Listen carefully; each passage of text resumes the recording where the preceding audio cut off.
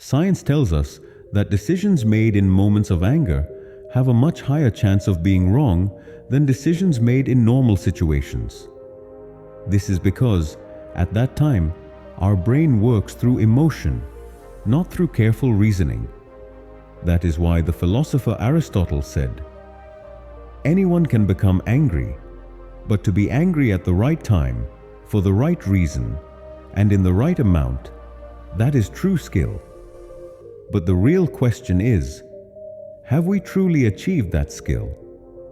We often fail to realize how a moment of anger can destroy relationships built over many years, or how one emotional decision can change the direction of an entire life. Today's story will show us this. Having power alone does not make a person strong.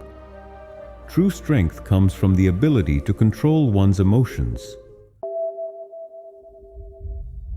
Once upon a time, there was a powerful king. He was intelligent, but he had a major weakness. He lost his temper very quickly. Even over small matters, he made decisions driven by emotion.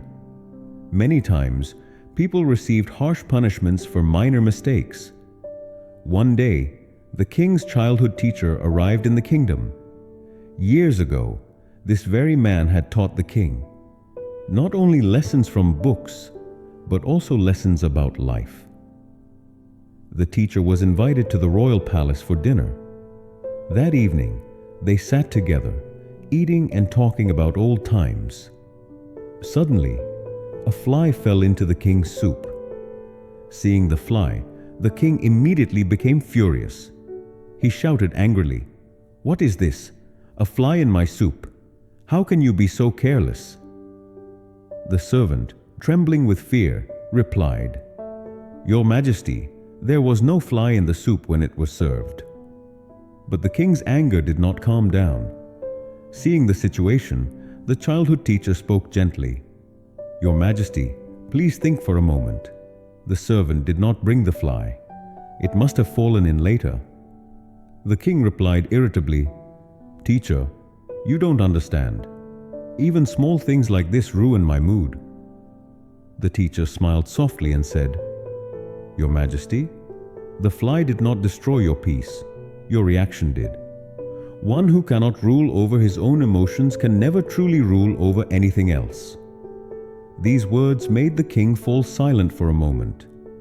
Then the teacher continued, "Decisions made in anger or extreme joy are often wrong. Before making a decision, give yourself some time.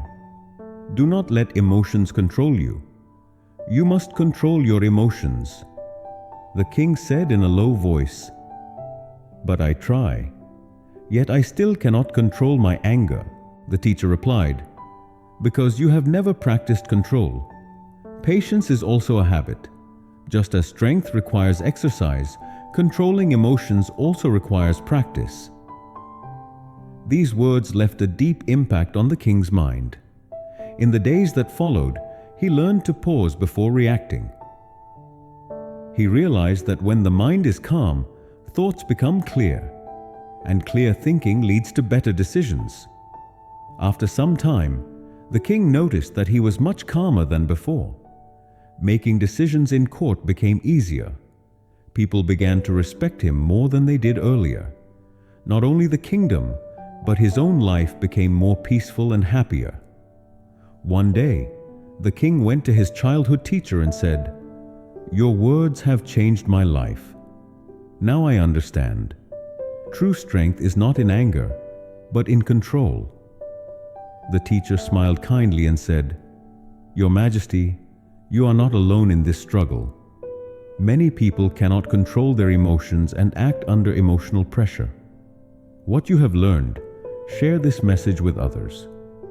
Encourage them to practice calmness and patience so they too can live better lives."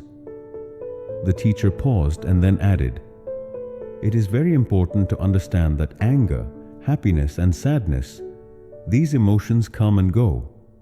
They are a natural part of life, but we should not be swept away by them. Instead, we should remain calm and patient so that we can guide our own lives rather than being driven by temporary emotions. These words left a deep mark on the king's heart. The story does not end here, because this lesson is not only for a king, but for all of us. If we observe our lives carefully, we will see that in this pressure-filled world, we easily get caught in stress and anxiety. But by becoming aware of our emotions and learning to control them, we can take charge of our emotional responses and bring positive changes into our lives. Emotions are natural and unavoidable. But when we react without thinking, they can become harmful. Acting in haste under emotional influence often leads to regret later. Therefore, the first step in emotional control is identifying our emotional triggers. Emotional triggers are things that make us angry or disturbed. They differ from person to person.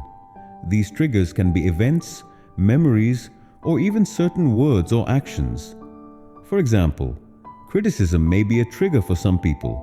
They may become angry when criticized at work or stuck in traffic. Others may feel deep sadness when something reminds them of past pain or loss. To recognize our emotional triggers, we need self-reflection. When we feel emotionally overwhelmed, we should stay present in the moment and observe those emotions without judgment. Using mindfulness techniques such as breathing exercises or meditation can help calm us down. When facing a trigger, we should pay attention to our thoughts, feelings, and physical sensations. This helps us understand how we react and how we can change that reaction. There are also other ways to manage emotions, such as taking a short break, talking to a friend, or doing something relaxing. Most importantly, we must remember that emotions are temporary. They come and they go. By staying calm and patient, we can face life's difficult situations without being ruled by emotions. And only then can we live a life that is free from regret, more fulfilling, peaceful, and balanced.